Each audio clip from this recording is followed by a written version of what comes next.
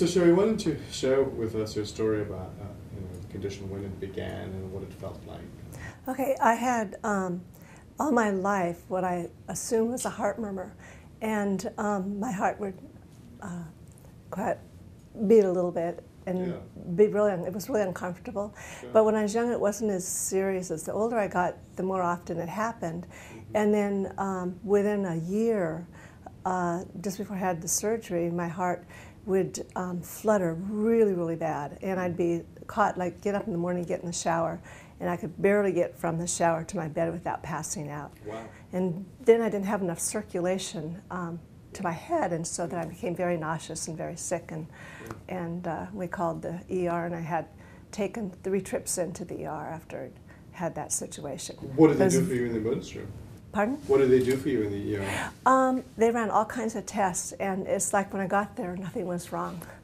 And it happened to me 3 times, and on the third time in the ER, they were able to capture what my heart was doing with the, what do you call it, EKG. Yeah. And that's when we determined my situation was on the left side, not the right side. So when I was having the palpitation, it was really scary because my heart was fluttering. It would be beating really rapidly, and it lasted sometimes up to 8 hours before it straightened out. Yeah, right. You never needed to be electrically cardioverted or shocked back to normal. Your heart would always eventually go back to normal. Always go back to normal, but then I would get more flutters, little ones. Sure. Yeah. And while you were in your arrhythmia, you couldn't do anything. No. Yeah. No. I was out on the bed. Right. And for a person as active as you were, that was a devastating thing. Right. Right. Exactly. Plus, was there any predictability to the condition in terms of its striking, or was it very unpredictable?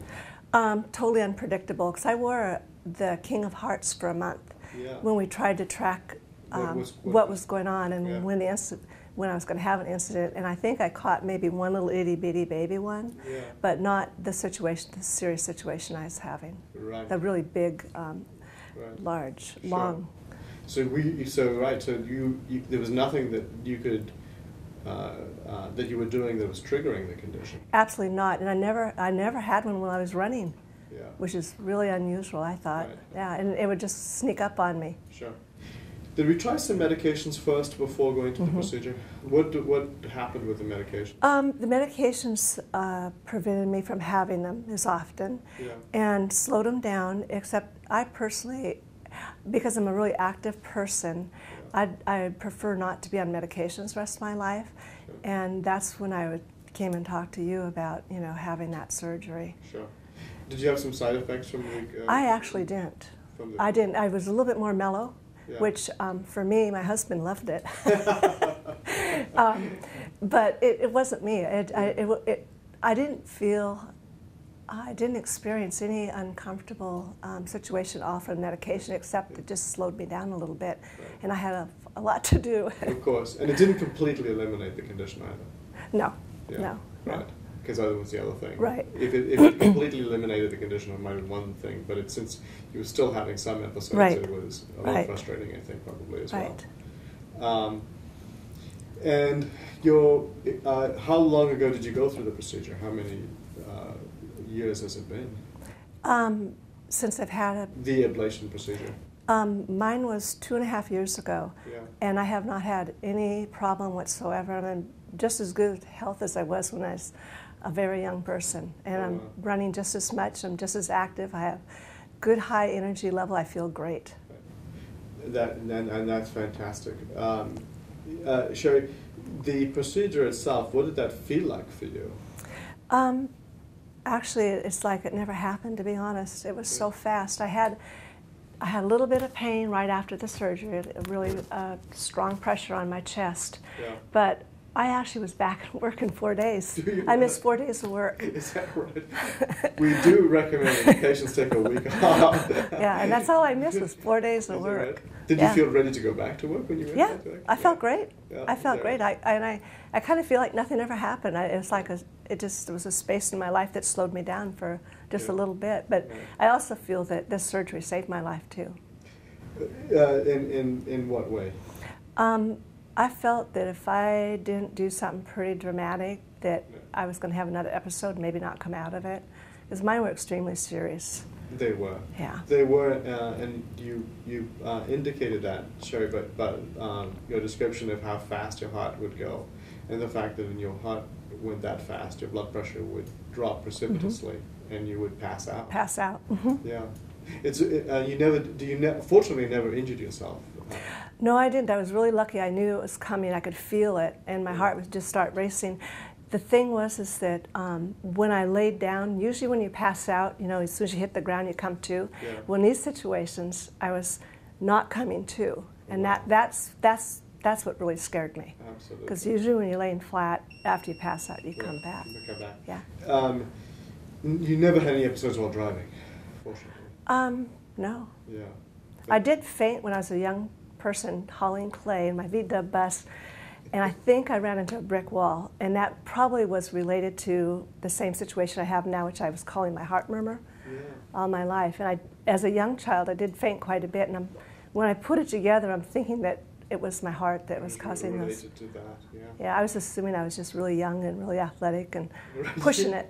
Yes, right. My goodness. So I don't know that I ever knew that story, that you were driving a VW bus and you passed out while driving. Yeah. And at that time, they weren't able to explain why it is that you passed out. I just assumed I just hadn't eaten enough that day, Yeah.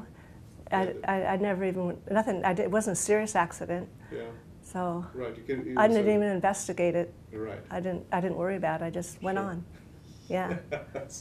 I think it took me most of my life to figure out that maybe something wasn't right. It wasn't right. Yeah. Yeah. Yeah. And that another interesting feature of the story, of your story in particular, was just how long you've had the condition.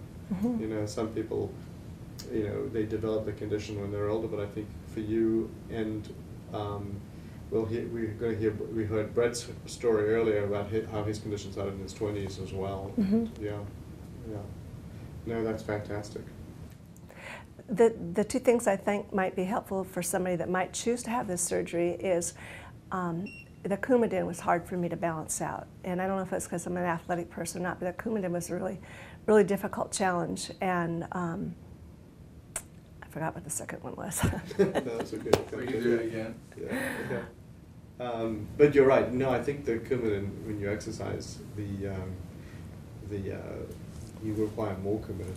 So I don't know whether your doses ended up being quite And I high. think it's important to have a good clinic that you go to. Yeah. Yeah. Well, you come into the anticoagulation clinic here? Oh, okay. With one in Monroe. And I think they were drawing blood. They don't do the finger poke there. Yeah, Yeah. yeah. So that makes it very hard. Right, And right. a challenge as well. Yeah. Right. And then because mine was on the left side, I had eye migraines. And that was really scary for me. And if I had known about that, it would have been a little bit easier for me to understand what was happening. Sure. Sherry, you had an interesting consequence, which is fortunately a relatively rare consequence, but it's great to be able to identify it ahead of time, because I think it's helpful, again, to allay patients' anxiety.